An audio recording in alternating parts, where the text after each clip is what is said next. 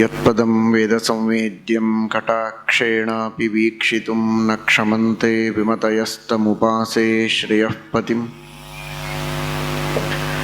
ಮಯಿ ಸ್ಥಿತೋ ಮದಂಗೇಷು ಸ್ವತಂತ್ರೋ ವ್ಯಾಪ್ತವಾನ್ ಹರಿಃ ಸ ವಿಷ್ಣುಶ್ಚ ಸ್ವತಂತ್ರಂ ಮಾಂ ಸ್ವೇಚ್ಛಯಾ ವರ್ತಯತ್ಯಜಃ. ಸ್ವಾತ್ಮನಸ್ತಸ್ಯ ಪೂಜಾಸ್ಯುಃ ಮನೋವಾಕ್ಕಾಯವೃತ್ತಯಃ ಮಮೈತಾಃ ಇತಿ ಕರ್ತಾರಂ ಉದ್ದೇಶ್ಯಂಚ ಹರಿಂ ಸ್ಮರೇತ್. ಧರ್ಮವಿಜ್ಞಾನವೈರಾಗ್ಯಪರಮೈಶ್ವರ್ಯಶಾಲಿನಃ ಆನಂದತೀರ್ಥಭಗವತ್ಪಾದಾನ್ ವಂದೇ ನಿರಂತರಂ. ಆನಂದತೀರ್ಥೋಪದಿಷ್ಟೋ ನಿಧಿರ್ನಾರಾಯಣಃ ವಯಃ ಪ್ರದರ್ಶಿತೋ ಯೇನ ಸಮ್ಯಕ್ ಜಯತೀರ್ಥಂ ತಮಾಶ್ರಯೇ. ಸತ್ಯಾಭಿಜ್ಞಕರಾಬ್ಜೋತ್ಥಾನ್ ಪಂಚಾಶದ್ವರ್ಷಪೂಜಕಾನ್ ಸತ್ಯಪ್ರಮೋದತೀರ್ಥಾರ್ಯಾನ್ ನೌಮಿ ನ್ಯಾಯಸುಧಾರತಾನ್.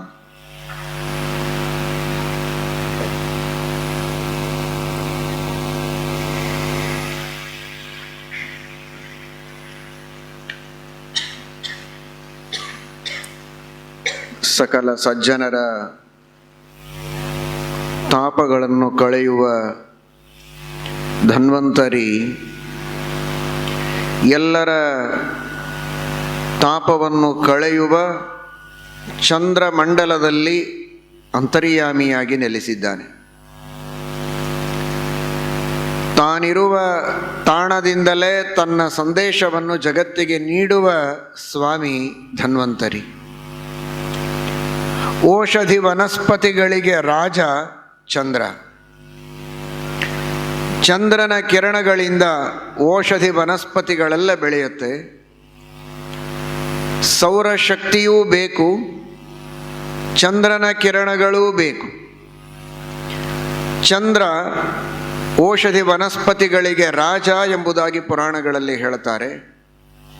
ಅಂತಹ ವೇದ ಉಪನಿಷತ್ತು ಪುರಾಣಗಳಲ್ಲಿ ಔಷಧಿಗಳ ರಾಜ ಅಂತ ಪ್ರಸಿದ್ಧನಾದ ಚಂದ್ರನಲ್ಲಿ ಧನ್ವಂತರಿ ಸ್ವಾಮಿ ತಾನು ಅಂತರ್ಯಾಮಿಯಾಗಿದ್ದು ಎಲ್ಲ ಔಷಧಿ ವನಸ್ಪತಿಗಳ ಸೃಷ್ಟಿ ಮಾಡಿದವ ನಾನು.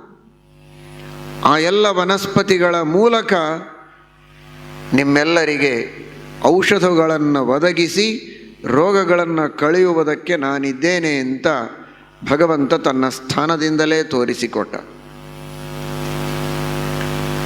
ಚಂದ್ರಮಂಡಲದಲ್ಲಿ ಪರಮಾತ್ಮ ತಾನು ಸನ್ನಿಹಿತನಾಗಿ ಚಂದ್ರನಿಗೆ ಔಷಧಿ ವನಸ್ಪತಿಗಳನ್ನು ಬೆಳೆಸುವುದಕ್ಕೆ ಬೇಕಾದ ಕಿರಣಗಳನ್ನು ಕೊಟ್ಟು ಅವನ ಮೂಲಕ ಆ ಕಾರ್ಯವನ್ನು ಮಾಡಿಸ್ತಾನೆ. ಶ್ರೀಕೃಷ್ಣ ಪರಮಾತ್ಮ ಹೇಳಿಕೊಂಡಂತೆ ಯದಾದಿತ್ಯಗತಂ ತೇಜಃ ಜಗದ್ಭಾಸಯತೆ ಅಖಿಲಂ ಯಚ್ಚಂದ್ರಮಸಿ ಯಚ್ಚಾಗ್ನೌ ತತ್ತೇಜೋ ವಿಧಿ ಮಾಮಕಂ. ಸೂರ್ಯನ ತೇಜಸ್ಸು, ಚಂದ್ರನಲ್ಲಿರುವ ತಂಪು ಎರಡೂ ಕೂಡ ನನ್ನ ಅಧೀನ. ಎರಡೂ ಪ್ರಕಾಶಗಳು ನಾನು ಪ್ರೇರಣೆ ಮಾಡಿದ್ದು ಅಂತ ಶ್ರೀಕೃಷ್ಣ ಪರಮಾತ್ಮ ಹೇಳಿಕೊಂಡಿದ್ದಾನೆ. ಕೃಷ್ಣ ಬೇರೆಯಲ್ಲ, ಧನ್ವಂತರಿ ಬೇರೆಯಲ್ಲ. ಕೃಷ್ಣನೂ ಅಮೃತ ಕೊಡುವುದಕ್ಕೆ ಬಂದವ, ಗೀತಾಮೃತವನ್ನು ಕೊಡುವುದಕ್ಕೆ ಬಂದವ ಕೃಷ್ಣ. ಅಮೃತ ಕಲಶವನ್ನು ದೇವತೆಗಳಿಗೆ ನೀಡಿ ಅಮರತ್ವವನ್ನು ಕೊಡುವುದಕ್ಕೆ ಬಂದವ ಧನ್ವಂತರಿ. ಇಬ್ಬರೂ ಅಮೃತತ್ವವನ್ನು ಕೊಡುವುದಕ್ಕೆ ಬಂದವರು. ಶ್ರೀಕೃಷ್ಣ ಪರಮಾತ್ಮನು ಚಂದ್ರವಂಶದಲ್ಲಿ ಅವತಾರ ಮಾಡಿದ. ಧನ್ವಂತರಿಯು ಚಂದ್ರವಂಶದಲ್ಲಿ ಬಂದ ದೀರ್ಘತಮ ಎಂಬ ರಾಜನಿಂದ ಅವತಾರವನ್ನು ಮಾಡ್ತಾನೆ ಅಂತ ಶ್ರೀಮದ್ ಭಾಗವತದಲ್ಲಿ ನವಮಸ್ಕಂಧದಲ್ಲಿ ತಿಳಿಸ್ತಾರೆ. ಅದೇ ಮಾತನ್ನು ವಿಜಯದಾಸರು ದೀರ್ಘತಮ ನಂದನ ಅಂತ, ಚಂದ್ರವಂಶದಲ್ಲಿ ಬರುವಂತಹ ದೀರ್ಘತಮನ ಮಗನಾಗಿ ಧನ್ವಂತರಿಯೂ ಬಂದ. ಇಬ್ಬರೂ ಚಂದ್ರವಂಶದಲ್ಲಿ ಅವತಾರ ಮಾಡಿದವರು ಕೃಷ್ಣ ಧನ್ವಂತರಿ. ಇಬ್ಬರೂ ಅಮೃತವನ್ನು ಕೊಡುವುದಕ್ಕೆ ಬಂದವರು. ದುಗ್ಧಂ ಗೀತಾಮೃತಂ ಮಹತ್. ಅಂತಹ ಅದ್ಭುತವಾದ ಅಮೃತವನ್ನು ಜಗತ್ತಿಗೆ ನೀಡಿದಂತಹ ಸ್ವಾಮಿ ಧನ್ವಂತರಿ. ವಿಜಯದಾಸರಂತಾರೆ, ಧನ್ವಂತರಿಯ ಬಗ್ಗೆ ನಾವು ಚಿಂತನೆ ಮಾಡುವಾಗ ಹೇಗೆ ಚಿಂತನೆ ಮಾಡಬೇಕು? ಧನ್ವಂತರಿ ಒಂದು ಕೈಯಲ್ಲಿ ಜ್ಞಾನ ಮುದ್ರೆ, ಇನ್ನೊಂದು ಕೈಯಲ್ಲಿ ಅಮೃತ ಕಲಶವನ್ನು ಧಾರಣೆ ಮಾಡಿದ್ದಾನೆ ಅಂತ ಶ್ರೀಮದ್ ಆಚಾರ್ಯರು ತಂತ್ರಸಾರ ಸಂಗ್ರಹದಲ್ಲಿ ವರ್ಣನೆ ಮಾಡಿದ್ದಾರೆ. ಜ್ಞಾನ ಹಾಗೂ ಅಮೃತ ಎಂತಹ ಸುಂದರವಾದ ಮುದ್ರೆಗಳನ್ನು ಪರಮಾತ್ಮ ಧಾರಣೆ ಮಾಡಿದ್ದಾನೆ ಅಂದರೆ ಆ ಮುದ್ರೆಗಳಿಂದ ನಮಗೆ ಸಂದೇಶವನ್ನು ಕೊಡ್ತಾನೆ. ಭಗವಂತನ ರೂಪಗಳ ಚಿಂತನೆ ಮಾಡುವಾಗ ಈ ಮುದ್ರೆಗಳು ಒಂದು ಸಂದೇಶವನ್ನು ಕೊಡ್ತವೆ ಅಂತ ನಾವು ಚಿಂತನೆ ಮಾಡಬೇಕು. ಮುಖ್ಯವಾಗಿ ನಮಗೆ ಬೇಕಾದದ್ದು ಮೋಕ್ಷವೆಂಬ ಅಮೃತ, ಅದು ನಿಜವಾದ ಅಮೃತತ್ವ. ಮರಣವೇ ಇಲ್ಲದಂತೆ ಅನಂತ ಕಾಲದವರೆಗೆ ಏಕಪ್ರಕಾರವಾಗಿ ಸುಖವನ್ನು ಅನುಭವಿಸುವ ಒಂದು ಯೋಗ್ಯತೆ ಏನು ಬರುತ್ತಲ್ಲ, ಅದೇ ನಿಜವಾದ ಅಮೃತತ್ವ, ಅದೇ ಮೋಕ್ಷ. ಆ ಮೋಕ್ಷವನ್ನು ಕೊಡುವುದಕ್ಕೂ ಧನ್ವಂತರಿ ಬೇಕು. ಅದು ಈ ಸಮುದ್ರ ಮಥನ ಮಾಡಿದಾಗ ಬಂದ ಅಮೃತದ ಪಾನ ಮಾಡಿದರೆ ಸಿಗುವುದಲ್ಲ ಮೋಕ್ಷ, ಜ್ಞಾನದಿಂದಲೇ ಸಿಗುವುದು ಅನ್ನುವುದಕ್ಕೆ ಪರಮಾತ್ಮ ತನ್ನ ಬಲಗೈಯಲ್ಲಿ ಜ್ಞಾನ ಮುದ್ರೆಯನ್ನು ಧಾರಣ ಮಾಡಿದ. ನಿಮ್ಮೆಲ್ಲರಿಗೆ ಶುದ್ಧವಾದ ತತ್ವಜ್ಞಾನವನ್ನು ನೀಡಿ ಆ ತತ್ವಜ್ಞಾನದ ಮೂಲಕ ಮೋಕ್ಷವೆಂಬ ಅಮೃತತ್ವವನ್ನು ನಿಮಗೆ ಕೊಡ್ತೇನೆ ಅಂತ ಭರವಸೆಯನ್ನು ಪರಮಾತ್ಮ ಕೊಡ್ತಾನೆ. ತತ್ವಜ್ಞಾನವೆಂಬ ದೊಡ್ಡ ಸಾಧನೆಯನ್ನು ಕೊಟ್ಟು ಅದರಿಂದ ಮೋಕ್ಷವೆಂಬ ಅಮೃತತ್ವವನ್ನು ದೇವರು ಕೊಡಬಹುದು. ತತ್ವಜ್ಞಾನ ಪಡೆಯುವುದಕ್ಕೆ ಮೊದಲು ನಾವು ಬದುಕಬೇಕಲ್ಲ, ಆರೋಗ್ಯವಂತರಾಗಿರಬೇಕಲ್ಲ, ದೇಹ ಗಟ್ಟಿಯಾಗಿರಬೇಕು. ಶರೀರ ಮಾಧ್ಯಮ ಖಲು ಧರ್ಮ ಸಾಧನಂ, ಚೆನ್ನಾಗಿ ಧರ್ಮವನ್ನು ಮಾಡಬೇಕು, ಗಟ್ಟಿಮುಟ್ಟಿಯಾಗಿರಬೇಕು, ಶಾಸ್ತ್ರಗಳ ಅಧ್ಯಯನವನ್ನು ಮಾಡಿ ಗುರುಗಳ ಸೇವೆಯನ್ನು ಮಾಡಿ ಜ್ಞಾನವನ್ನು ಪಡೆಯುವುದಕ್ಕಾಗತ್ತೆ.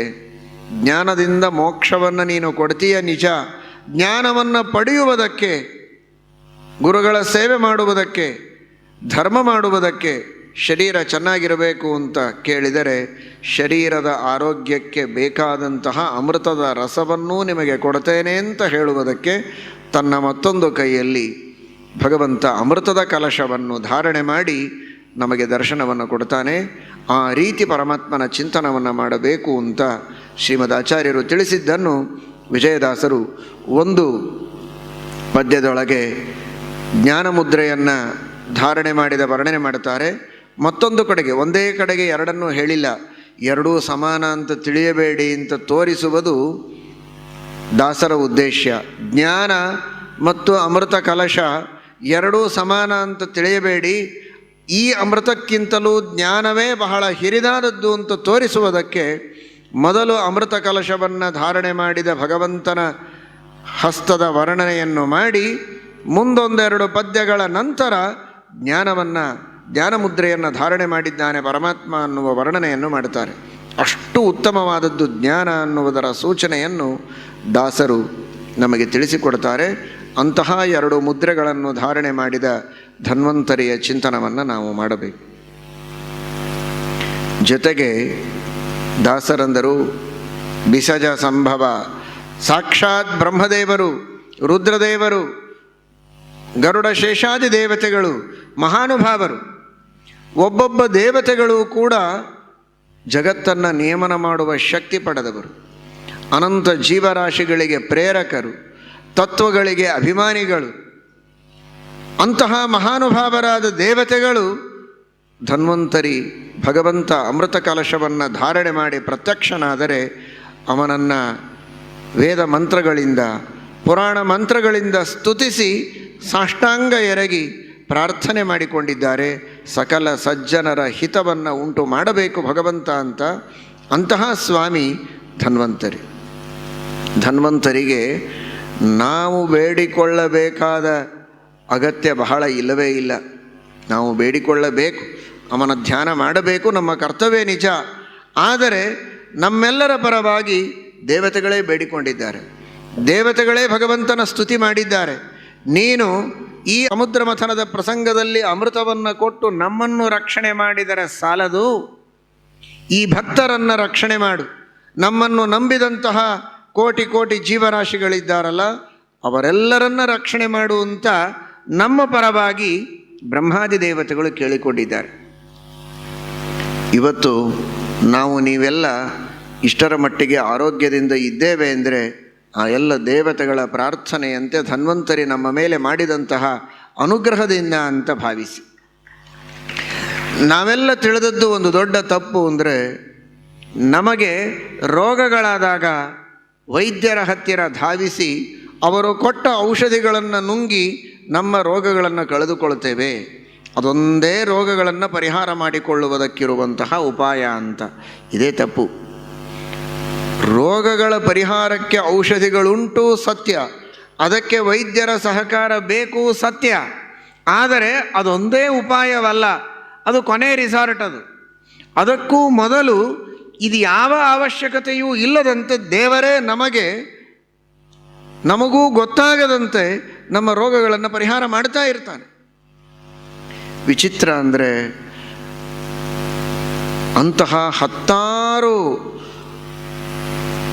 ದುರ್ಗಗಳನ್ನು ದಾಟಿ ನಾವು ಬಂದಿರ್ತೇವೆ ಸುಖವಾಗಿ ದೇವರ ಅನುಗ್ರಹದಿಂದ. ಮೈಮೇಲೆ ಎಚ್ಚರವೇ ಇಲ್ಲ.